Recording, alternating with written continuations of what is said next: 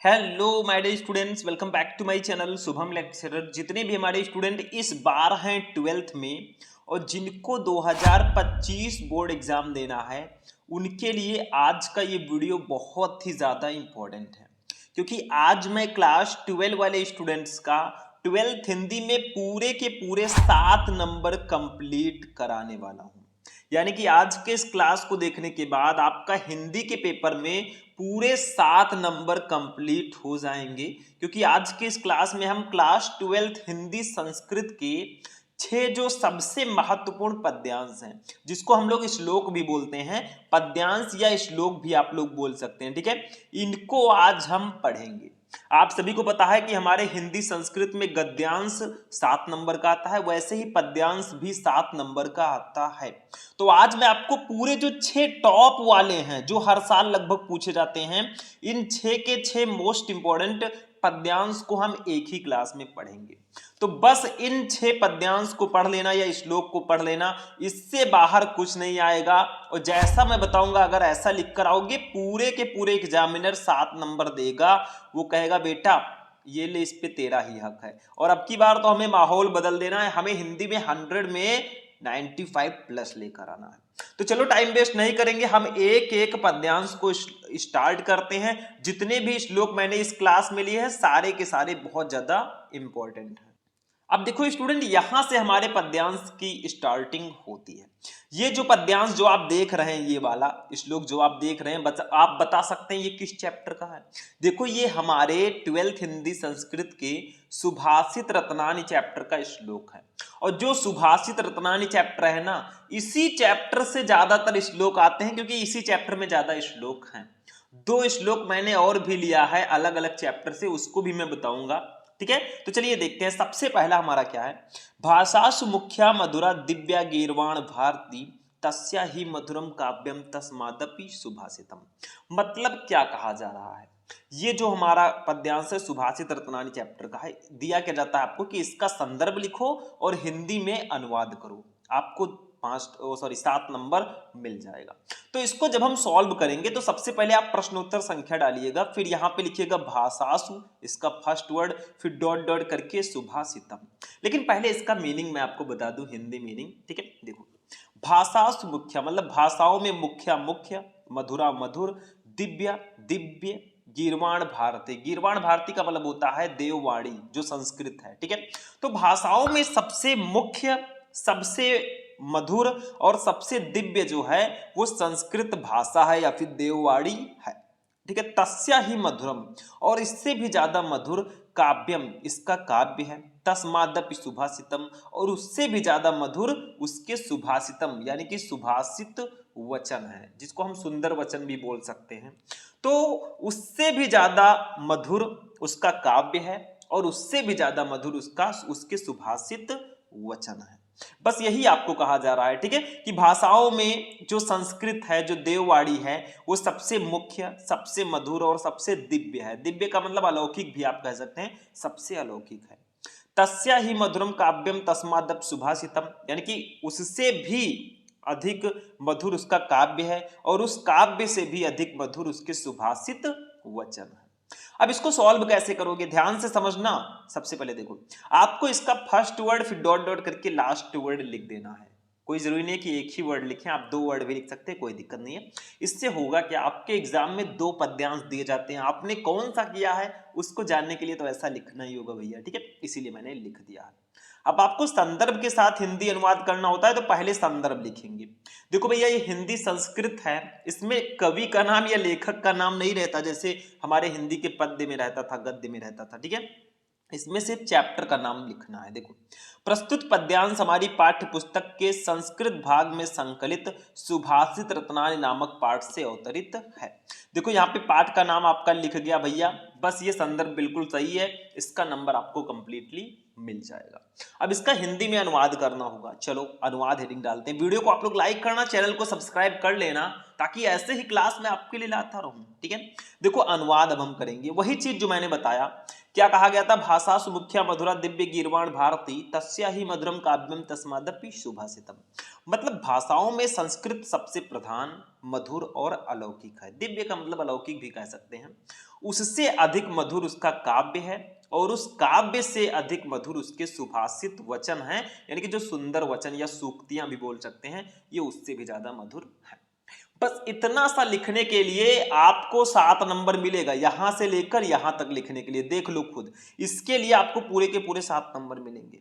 मतलब पद्यांश हमारे हिसाब से इजी होता है। आप सुभाषित रत्नानी चैप्टर के जितने भी श्लोक हैं सबको पढ़ लो हिंदी मीनिंग के साथ।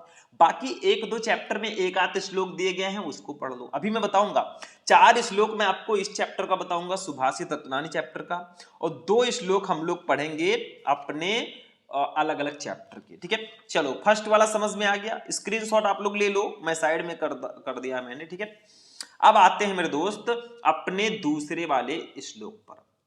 इसको समझो भैया, ये भी बहुत इंपॉर्टेंट है। कहा क्या जा रहा है, कुछ आप ही लोगों से रिलेटेड है, ध्यान से समझना, क्योंकि ये भैया सुभाषित रत्नान है। मतलब सुभाषित रत्नान का मतलब क्या होता है, सुंदर कथन रूपी रत्न। ठीक है, आपको सुंदर सुंदर चीजें बताई जा रही हैं। देखो दूसरा, सुखार्थिना कुतो विद्या, कुतो विद्यार्थिना सुखम, सुखार्थी व त्यजेत विद्याम, विद्यार्थी व त्यजेत सुखम। मतलब सुखार्थिना सुख चाहने वाले को कुतो विद्या, विद्या कहाँ, ठीक है, कुतो विद्यार्थिनम सुखम, और विद्या चाहने वाले को सुख कहाँ। अगर आप सुख चाहते हैं तो आपको विद्या प्राप्त अच्छे से नहीं हो पाएगी, क्योंकि अगर आप कड़ी मेहनत नहीं करेंगे, अच्छे से नहीं पढ़ेंगे, भैया विद्या आपके पास कैसे आएगी। तो वही कहा जा रहा है कि सुखार्थिना कुतो विद्या, कुतो विद्यार्थिना सुखम। मतलब सुख चाहने वालों को विद्या कहाँ और विद्या चाहने वाले को सुख कहाँ। ठीक है, आगे देखो, सुखार्थी व त्यजेत विद्या, मतलब सुख चाहने वाले को, सुखार्थी सुख चाहने वाले को, व त्यजेत त्याग देना चाहिए, विद्याम विद्या को, विद्यार्थी व त्यजेत सुखम, और विद्यार्थी जो विद्या चाहता है, विद्यार्थी व त्यजेत उसको त्याग देना चाहिए सुखम सुख को। यानी कि सुख चाहने वाले को विद्या त्याग देनी चाहिए और विद्या चाहने वाले को सुख त्याग देना चाहिए। आप ही से रिलेटेड है। अगर आप लोग चाहते हैं मैं घूमूं टहलूं इधर उधर दोस्तों के साथ ऐश करूं, ठीक है, पैसे उड़ाऊं, तो भैया इससे आपके पास विद्या नहीं आएगी। अगर आप वही टाइम पढ़ने के लिए दोगे तो आपके पास ज्यादा से ज्यादा नॉलेज होगा। वही कहा जा रहा है, सुखार्थिना कुतो विद्या, कुतो विद्यार्थिना सुखम, सुखार्थी व त्यजेत विद्याम, विद्यार्थी व त्यजेत सुखम। यानी कि सुख चाहने वाले को विद्या कहाँ और विद्या चाहने वाले को सुख कहाँ। सुख चाहने वालों को विद्या त्याग देनी चाहिए और विद्या चाहने वाले को सुख त्याग देना चाहिए। इसमें भी सेम प्रोसेस करेंगे, सुखार्थिना डॉट डॉट करके सुखम, फर्स्ट वर्ड लास्ट वर्ड, फिर संदर्भ लिखेंगे प्यारा सा। देखो संदर्भ में क्या लिखेंगे, प्रस्तुत पद्यांश हमारी पाठ्य पुस्तक के, देखो पद्यांश के जगह पर आप श्लोक भी लिख सकते हैं, ध्यान रखना, फर्स्ट वाले में मैंने नहीं बताया, लेकिन आप चाहे पद्यांश लिखे चाहे श्लोक लिखे कोई दिक्कत नहीं है।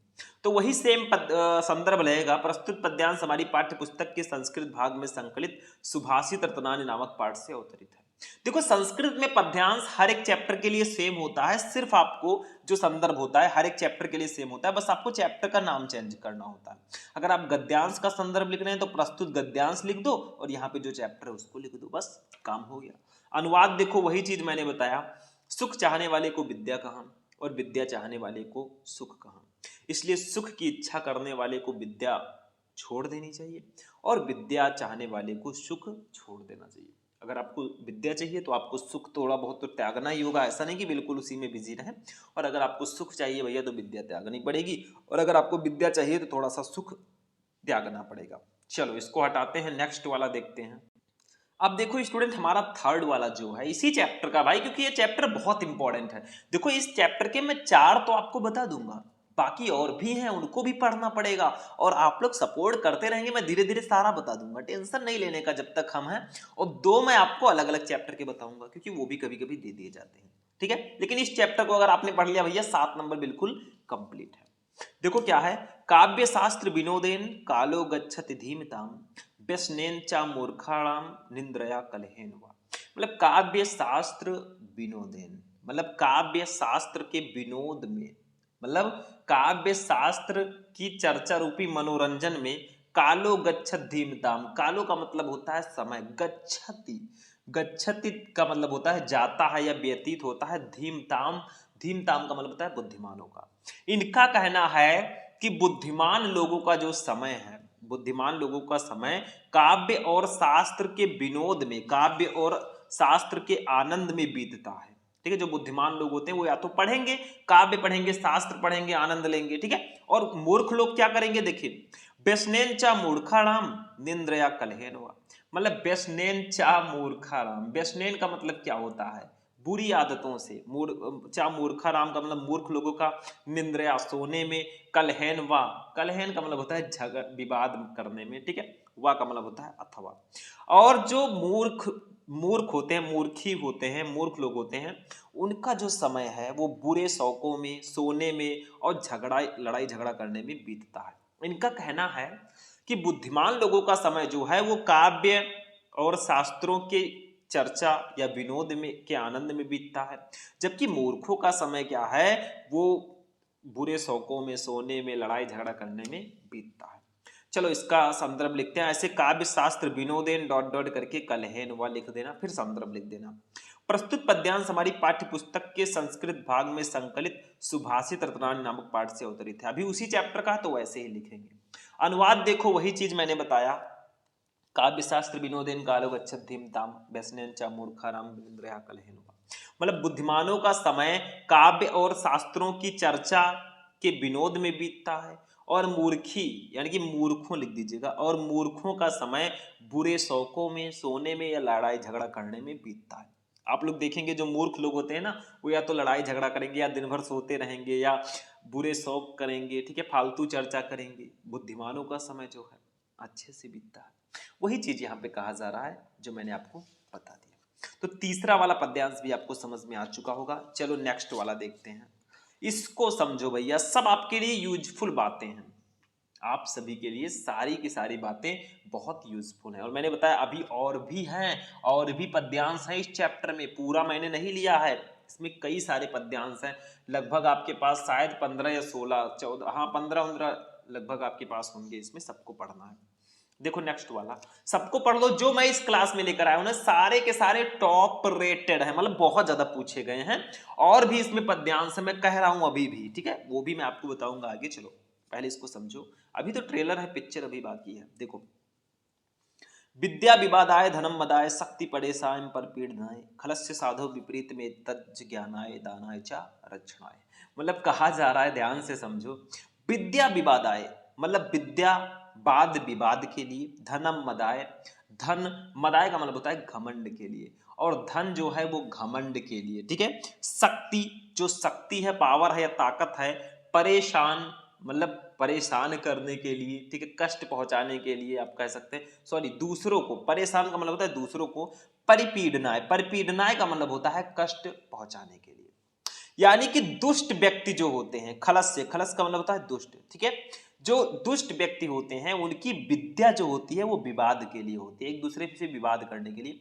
धन जो होता है वो घमंड के लिए होता है, और जो उनकी शक्ति या पावर होती है वो दूसरों को परेशान करने के लिए होती है। खलस्य मतलब मूर्खों की, ठीक है। खलस्य का मतलब क्या होता है, किसी को पता है? खलस्य का मतलब ही होता है दुष्ट, दुष्ट की, ठीक है। इसके विपरीत साधो, साधो का मतलब होता है जो सज्जन पुरुष होते हैं, ठीक है, उनकी विपरीत में ज्ञानाय, उनकी जो होती है इससे विपरीत होती है, मतलब ज्ञानाय, ज्ञान जो है वो बांटने के लिए होती है, ठीक है। विपरीत में जाए ज्ञानाय, ज्ञान के लिए, ठीक है। दान के लिए, चार रक्षणाएं, और रक्षा के लिए होती है। मतलब उनकी विद्या जो है वो दूसरों को देने के लिए, ठीक है, विद्या प्राप्ति के लिए होती है। धन जो होती है वो दान के लिए होती है, और शक्ति जो होती है वो दूसरों की रक्षा करने के लिए होती है। मतलब इनका कहना है विद्या विवादाय धनम मदाय शक्ति परेशान पर पीड़नाय, मतलब खलस्य यानी कि दुष्ट व्यक्तियों की जो विद्या है वो वाद विवाद के लिए, धन घमंड के लिए, शक्ति दूसरों को सताने के लिए होती है, दूसरों को परेशान करने के लिए होती है। साधु विपरीत ते विपरीत में तज्ज ज्ञानाय दानाय च रक्षणाय, और इससे विपरीत साधु के जो विद्या है वो प्राप्ति के लिए, धन दान के लिए, और शक्ति दूसरों की रक्षा करने के लिए होती है। सेम उसके विपरीत। तो आप देखो इसको भी ऐसे करेंगे, विद्या विवादाय डॉट डॉट रक्षणाय। संदर्भ लिखेंगे वही सेम संदर्भ, प्रस्तुत पद्यांश हमारी पाठ्य पुस्तक के संस्कृत भाग में संकलित सुभाषित रत्नावली नामक पाठ से अवतरित हो गया। अनुवाद देखो, जो मैंने बताया वही, खल यानी कि दुष्ट व्यक्ति की विद्या वाद विवाद के लिए, धन घमंड के लिए, और शक्ति दूसरों को सताने के लिए होती है। इसके विपरीत साधु या सज्जन की विद्या ज्ञान प्राप्ति के लिए, धन दान के लिए, और शक्ति दूसरों की रक्षा के लिए होती है। बस यही आपको लिखना है मेरे भाई, आपको बस यही लिखना है हिंदी संस्कृत के पद्यांश में। अब इन भाई साहब को मैं हटाऊंगा और हम चलेंगे अपने नेक्स्ट वाले पे, यानी कि अब 4 हमारे पद्यांश सुभाषित रत्नानी चैप्टर के हो चुके हैं। 4 मैंने बता दिया, एक ही क्लास में सारे के सारा तो मैं बता नहीं सकता, ठीक है, ऐसी ऐसी क्लासेस में लाता रहूंगा। 2 ऐसे पद्यांश हम देख लेते हैं जो कि किसी दूसरे चैप्टर से आ सकते हैं, चलो उसको भी देखते हैं। अब देखो स्टूडेंट, जो हमारा 5 नंबर वाला पद्यांश है, ये हमारे जातक कथा चैप्टर से लिया गया है। इसमें 2 शीर्षक हैं, एक नृत्य जातकम, एक उलूक जातकम। तो ये उलूक जातकम से लिया गया है। देखो और चैप्टर में पद्यांश है नहीं ज्यादा, 1-2 हैं जो मैं इस क्लास में लेकर आ गया हूं।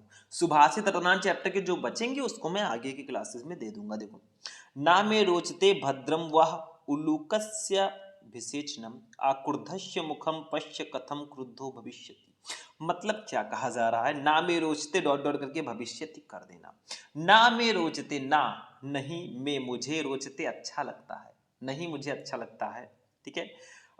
उल्लू कस्या भिषेचनम, यानी कि उल्लू का राज्य अभिषेक, कुछ लोग कहते हैं उल्लू को राजा बना देना चाहिए, तो उल्लू का राज्य अभिषेक मुझे अच्छा नहीं लगता है। आक्रुद्धस्य मुखम पश्य कथम क्रुद्धो भविष्यत, मतलब आक्रुद्धस्य मुखम, आक्रुद्धस्य का मतलब होता है बिना क्रोधित या क्रोधहीन जो मुख है, ठीक है, मुखम मुख जो है, पश्यम इसके बाद कथम क्रुद्धो भविष्यति, जब ये क्रोध में होंगे तब इनका मुंह कैसा लगेगा। मतलब इनका कहना है कि ना में रोचते भद्रम व उल्लूकस्य विचेचनम, तुम लोगों को इस उल्लू को राजा बनाना मुझे अच्छा नहीं लगता। आक्रुद्धस्य मुखम पश्य कथम क्रुद्धो भविष्यति, बिना क्रोधित मुंह इसका ऐसे लग रहा है, तो जब ये क्रोधित होगा तब इसका मुंह कैसे लगेगा। मतलब वहां पे मजा ले रहे हैं कुछ लोग, आदमी नहीं है पक्षी ही हैं, ठीक है। तो वो कह रहे हैं कि जब ये क्रोधित नहीं है तब इसका मुंह ऐसा लगता है, जब ये क्रोधित होगा तब इसका मुंह कैसा लगेगा, कुछ मजा ले रहे हैं। अब देखो, नाम ये रोचते डॉट डॉट करके भविष्यत लिख देना, संदर्भ लिखना आप लोग इस तरह से। प्रस्तुत पद्यांश हमारी पाठ्य पुस्तक के संस्कृत भाग में संकलित जातक कथा नामक पाठ के उलूक जातकम शीर्षक से अवतरित है। देखो इसमें जातक कथा चैप्टर का नाम है लेकिन शीर्षक है उलूक जातकम, तो आपको ऐसे लिखना है, अनुवाद कर देना, तुम लोगों का इस उल्लू को राजा बनाना मुझे ठीक नहीं लगता। इस समय के क्रोधहीन मुख को ही देखो, मतलब क्रोधहीन का मतलब अभी क्रोधित जब ना हो तब इसके मुख को देखो, क्रुद्ध होने पर यानी कि क्रोधित होने पर यह कैसा हो जाएगा, ये किस प्रकार का लगेगा। बिना क्रोधित मुंह, एंग्री नहीं है वो उल्लू, फिर इसका मुंह ऐसा लग रहा है, ठीक है, और जब ये क्रोधित होगा तो कैसा लगेगा, ठीक है। तो यही चीज बात हो रही है। चैप्टर पढ़े होंगे तो आपको बहुत अच्छे से ज्ञात होगा शायद, क्योंकि चैप्टर में ये स्पेशली बताया गया है, ठीक है। चलो आगे बढ़ते हैं, नेक्स्ट वाला देखते हैं। तो ये हमारा जातक कथा में ये इकलौता ऐसा पद्यांश है जो है, इसको पढ़ लेना। चलो एक और देख लेते हैं, दूसरे चैप्टर में भी एक है, उसको भी देखते हैं। अब देखिए स्टूडेंट, ये जो हमारा लास्ट वाला जो श्लोक है या पद्यांश है, ये हमारे महामना मालवीय चैप्टर का है। इसमें भी एक श्लोक है, पढ़ लेते हैं भाई, किसी को छोड़ेंगे नहीं, मैं कहता रहता हूं जब तक तोड़ेंगे नहीं तब तक छोड़ेंगे नहीं। चलो देखते हैं। जयंति ते महाभागा जन सेवा परायणा जरा मृत्यु भयम नास्ति एशाम कीर्ति तनु क्वचिता, ठीक है। इसमें कहा क्या जा रहा है, जयंति ते महाभागा, जयंती जय हो, ते महाभागा उस महापुरुष की, जन सेवा परायणा जो जन सेवा में तत्पर रहने वाला है, यानी कि जन सेवा में तत्पर रहने वाले महापुरुषों की जय हो, जो लोगों की सेवा करने में लगे हुए हैं, जो जन सेवा में लगे हुए हैं। जरा मृत्यु भयम, जिनको जरा सा भी मृत्यु का भय नास्ति नहीं है, एसाम ना ही कीर्ति तनो क्वाचित, ठीक है। कीर्ति तनो का मतलब यश रूपी शरीर को, क्वाचित का मतलब कहीं भी, यानी कि कहा जा रहा है जिनके यश रूपी शरीर को कहीं भी जरा मृत्यु भयम, मृत्यु और वृद्धावस्था का भय नास्ति नहीं है। इनका कहना कि जन सेवा में तत्पर रहने वाले उन महापुरुषों की जय हो, जरा मृत्यु भयम नास्ति एसाम कीर्ति तनु क्वाचिता, जिनके यश रूपी शरीर में कहीं भी वृद्धावस्था और मृत्यु की का भय नहीं है। देखो अब इसका संदर्भ लिखेंगे, जयंती ते डॉट डॉट करके क्वाचिता, ये तो आपको करना ही करना, ये कंपलसरी है, इसको करना पड़ेगा कि फर्स्ट वर्ड डॉट डॉट करके लास्ट वर्ड, क्योंकि एग्जामिनर को पता चलना चाहिए बेटा आपने कौन सा किया है। चलो गले में खिचखिच।